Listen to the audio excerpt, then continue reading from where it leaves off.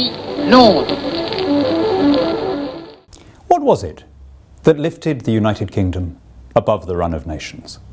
Why is it that our language, our institutions, our political philosophy came to dominate the world?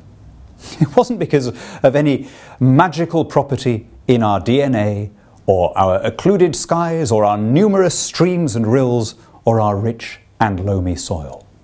No, the secret of our success was the miraculous discovery that elevating the rules above the rulers, making property secure, and allowing people to specialise and exchange without fear of arbitrary government or confiscation would make us richer and more secure than any previous generation could have imagined. Now that the rest of the world is copying that magical formula, we are seeing the most extraordinary spread in wealth across the planet. You can take any measure you like. People are longer lived, better fed, taller, more numerate, more literate, more numerous than any previous generation. Now, this point is worth making because the idea of free trade is coming under attack in the places which were instrumental in spreading it, particularly in Europe and the United States. There are a number of voices on both sides of the Atlantic now railing against any idea of a liberalisation of commerce, either between the US and Europe or indeed more widely. We're in the extraordinary situation that I can't remember before, where both main contenders for the US presidency are now effectively against additional trade liberalisation, whether within the Pacific or across the Atlantic. I think the chances of an EU-US trade deal happening in any meaningful time frame have disappeared, although I am hopeful that when we leave the EU there will be a UK-US deal. Why is this happening?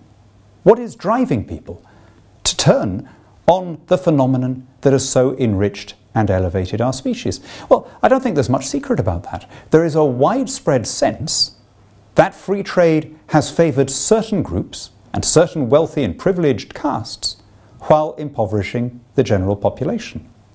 Now, I was a journalist before I took this job. I can recognise when a story has passed the point of correction. But if only for the record, it's worth looking at the facts. The people who have been most benefited by the spread of free trade and global markets are the poorest. In 1990, 43% of the world's population lived in what was then defined as extreme poverty, which was living on less than $1 at 1990 prices, less than $1 a day. Now, that figure is 21% in developing countries. It's less than 10% globally. And the most extreme falls in extreme poverty have been in the countries that have embraced the market system, particularly in Asia and Africa. Or to put it the other way around, the countries that have remained most stubbornly poor are the ones which have clung to self-sufficiency and autarky, from Zimbabwe to North Korea. How extraordinary to see people in the developed world now effectively using the same arguments that Kim and Mugabe use against an international trading system. The reality is that trade lifts everybody.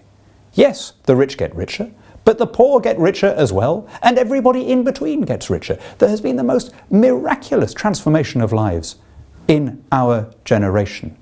In developed countries, somebody now living in Britain on benefits is better off than the average worker between the wars. That's what happens when people are left free to specialise and to exchange their goods. Really, the free market is the most extraordinary device, not only for spreading wealth, but also for spreading peace and harmony. Nothing makes you more empathetic, nothing forces you to put yourself in somebody else's shoes so much as having him as a customer. If we can get this right, if we can carry on with global free trade, we can look forward to yet more rises in global prosperity. And for me, the great bonus of having come out of the European Union is that we've left a relatively protectionist and over-regulated bloc and can now embrace that merchant global future.